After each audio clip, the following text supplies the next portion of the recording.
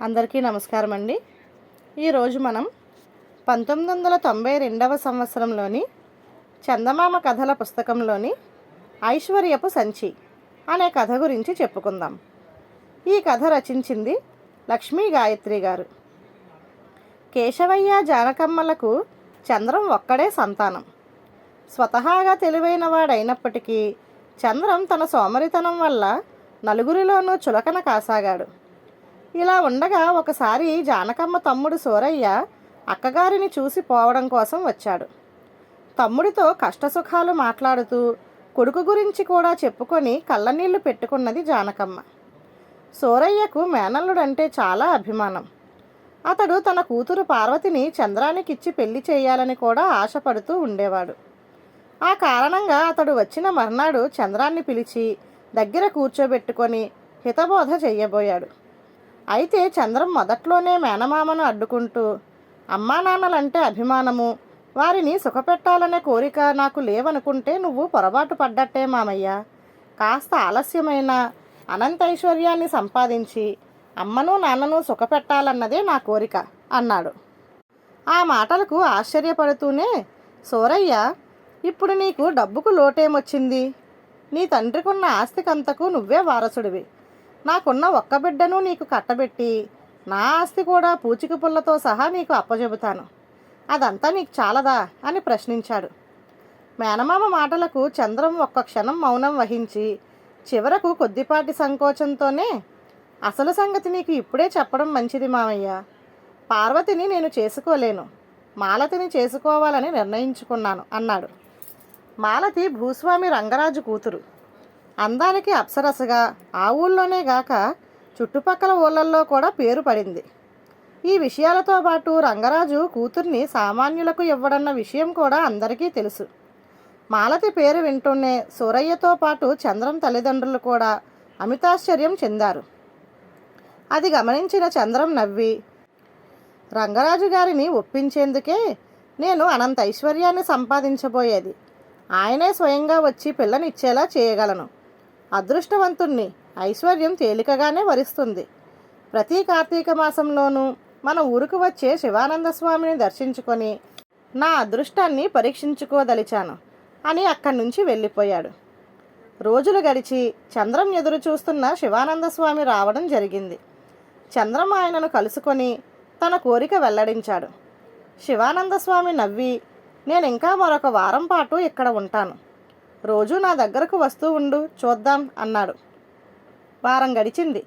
ఆ రోజు ఎప్పటిలాగే చంద్రం వెళ్ళగానే శివానంద స్వామి అతన్ని కూర్చోమని చెప్పి పక్కనే ఉన్న ఒక తెల్లని సంచి తీసి అతడికిచ్చి, సంచిలో చెయ్యి పెట్టి చూడు అన్నాడు. చంద్రం ఆశ్చర్యపోతూ సంచిలో చెయ్యి పెట్టి పైకి తీశాడు. చిత్రంగా అతడి గుప్పెట నిండా బంగారు నాణాలున్నవి.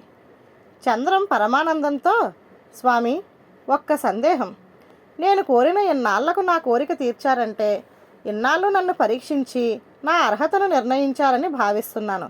అవునా స్వామి అని ప్రశ్నించాడు. శివానంద స్వామి అతడి ప్రశ్నకు నవ్వి, అలా భావిస్తున్నవాడివి ఆ అర్హత ఏమిటో కూడా నువ్వే చెప్పు అన్నాడు.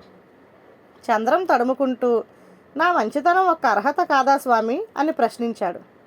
అంటే లోకంలో మంచి వాళ్ళందరూ కష్టించకుండా వచ్చే ఐశ్వర్యానికి అర్హులేనంటావా అని ఎదురు ప్రశ్నించాడు శివానంద స్వామి. ఈసారి చంద్రం తడుముకోకుండా, మంచితనానికి తెలివి ధైర్యం కూడా ఉండాలి.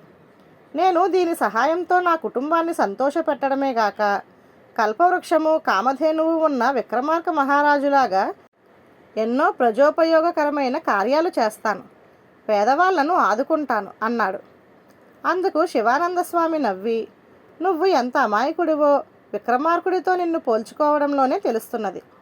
నీ బుద్ధి మాటల ద్వారా జ్ఞానార్జన చెయ్యగలిగింది కాదని గ్రహించిన నేను నీకు ఈ సంచి ఇచ్చాను.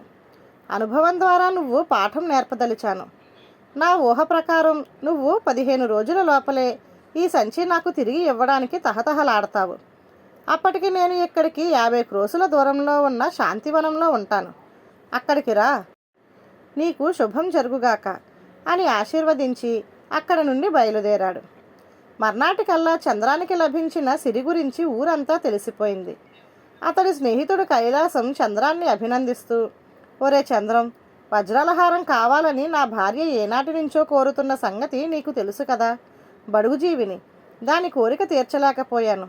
ఇప్పుడు నీ చెల్లెలు కోరిక తీరుస్తావో లేదో అంతా నీ ఇష్టం అన్నాడు. ఈ విధంగా చంద్రాన్ని ఎరిగిన ప్రతి ఒక్కరికి అవసరాలు బాధలు పుట్టుకు రాసాగాయి. అందరూ తలకు కారణం చెప్పి చంద్రాన్ని డబ్బు అడగడం ప్రారంభించారు. క్షణక్షణానికి అలా అడిగేవారి సంఖ్య పెరగసాగింది. ఇంత జరుగుతున్నా తన ఊహ ప్రకారం రంగరాజు కూతుర్ని ఇస్తానని రాకపోవడం చంద్రాన్ని ఆశ్చర్యపరిచింది. చివరకు అతడే కైలాసాన్ని, నరసింహం అనే మరొక స్నేహితుణ్ణి రంగరాజు వద్దకు పంపాడు.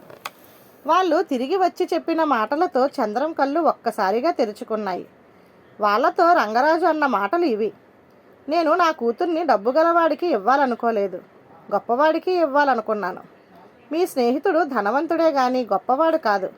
వ్యక్తిత్వం ద్వారా గౌరవ మర్యాదలు, భగవంతుడిచ్చిన శారీరక మానసిక శక్తుల ద్వారా ధన సంపాదన చేసేవాడే గొప్పవాడని మీ స్నేహితుడికి తెలియజెప్పండి. ఆ రోజంతా తెగని ఆలోచనలతో సతమతమయ్యాడు చంద్రం. ఆ రాత్రి అతడిని 10 మంది తనను డబ్బు కోసం పీకు తింటున్నట్టు, ఇవ్వకపోతే చితకబాదుతున్నట్టు కల వచ్చింది. మర్నాడు తెల్లవారుజామునే నిద్రలేచిన చంద్రం పెరట్లో పని చేసుకుంటున్న తల్లితో, అమ్మా, నేను పార్వతిని చేసుకుంటానని మామయ్యకు కబురు పంపు. నేను శాంతివనం వెళ్ళి శివానంద స్వామి దర్శనం చేసుకొని వస్తాను అన్నాడు. జానకమ్మ ఆశ్చర్యంగా, శాంతివనం వెళ్ళడం దేనికిరా అని అడిగింది.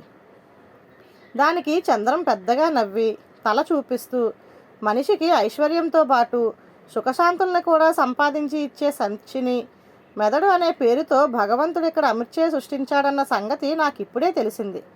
ఇక మాయ సంచితో నాకు పని లేదు. దాన్ని స్వామికి తిరిగి ఇచ్చేసి నాకు భగవంతుడిచ్చిన అసలైన ఐశ్వర్యపు సంచికి పట్టిన దుమ్ము పూర్తిగా దులిపించుకొని వస్తాను అన్నాడు. దానికి అతని తల్లి ఎంతో సంతోషించింది. ధన్యవాదాలు.